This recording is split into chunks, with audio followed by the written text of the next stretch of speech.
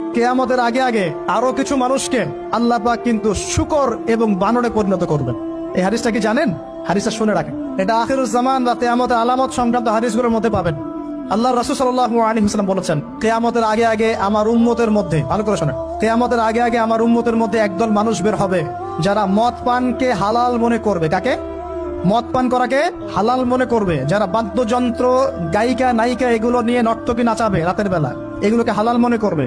যারা অশ্লীলতা, বেহায়াপনাকে জায়েজ করে নিবে, ঠিক আছে, এরকম কয়েকটা পাপের কথা বলে নবীজি বলছেন একদিন সকালবেলা আল্লাহ পাক তাদেরকে ঘৃণিত বানরে পরিণত করবে। এটা হবে সামনে, কখন কিভাবে হবে আল্লাহ ভালো জানে। এবার আমি কনসেপ্টে চলে আসি। এই যে পৃথিবীতে নেমে আসলাম, তাহলে আমরা কোত্থেকে আসছি ভাই? আমরা কি পৃথিবীর অধিবাসী ছিলাম? আমরা জান্নাতে ছিলাম, ওখান থেকে আল্লাহ পাক পাঠিয়েছে। এবার পৃথিবীতে এসে আদম আলাইহিস সালামের যুগে খুব একটা দুর্ঘটনা ঘটে নাই, একটা ঘটেছে। কয়টা? একটা। ভাই হাবিলের কোরবানি কবুল হয়, কাবিলের অন্তর্দাহ হয়, জ্বালা হয়। কেন হাবিলেরটা কবুল হবে, কাবিলের কেন হচ্ছে না? এই হিংসার বশবর্তী হয়ে কাবিল হাবিলকে হত্যা করে ফেলে। হত্যা করে লাশটা দাফন করার পদ্ধতিও তার জানা ছিল না। আল্লাহ কাককে পাঠালেন, কাককে দেখে সে শিখলো। প্রথম দুর্ঘটনা হচ্ছে হাবিল কাবিলের দুর্ঘটনা। বলে রাখি, আজকেও নিজের ভাইয়ের বেশে বহু কাবিল মুসলিম সমাজের মধ্যে ঘুরে বেড়ায়। নিজের ভাইয়ের লেবাসে, পোশাকে, সুরতেই বহু কাবিল এখনো কিন্তু মুসলিম সমাজে ঘুরে বেড়ায়। তো আমরা কাবিলদেরকে কাবিলের পরিণতি সম্পর্কে সচেতন করতে চাই।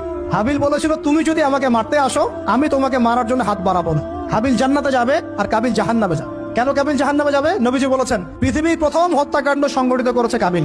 এই কারণে পৃথিবীতে যত খুন হবে, সমস্ত খুনের পাপের একটা অংশ কাবিলের আমলনামায় যোগ করা হবে। বলে নাউজুবিল্লাহ। একটা কথা মনে রাখবেন, সদকায়ে জারিয়া যেমন আছে, গুনাহে জারিয়াও আছে।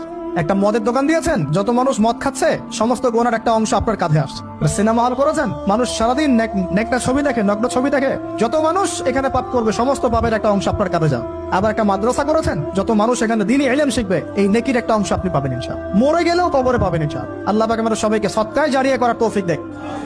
গোনাহে জারিয়া থেকে বাঁচিয়ে রাখুন, খুব খেয়াল রাখবেন। আল্লাহ পাক আমাদের হেফাজত করুন বলি আমিন। এবার ওই যুগ শেষ, নূহ আলাইহিস সালামের যুগ। এই যুগে আল্লাহর একই সুন্নত। নূহ আলাইহিস সালাম 950 বছর দাওয়াত দিলেন, 40টা বা 80টা পরিবার ইসলাম কবুল করেছে, বাকিরা করে নাই। যারা করে নাই আল্লাহ পাক তাদেরকে ডুবিয়ে মারলেন, যারা করেছে আল্লাহ পাক উদ্ধার করলেন। সোজা কথা। আজকে সারা পৃথিবীতে যত মানুষ আমরা বেঁচে আছি না, আমরা কোনো না কোনো ভাবে ওই 80 পরিবারের সদস্য। আমরা ভাই ভাই, আমরা ওই ফ্যামিলি, 80 ফ্যামিলির অন্তর্ভুক্ত। কিরকম করে? নূহ আলাইহিস সালামের 4 সন্তান ছিল। কয় সন্তান?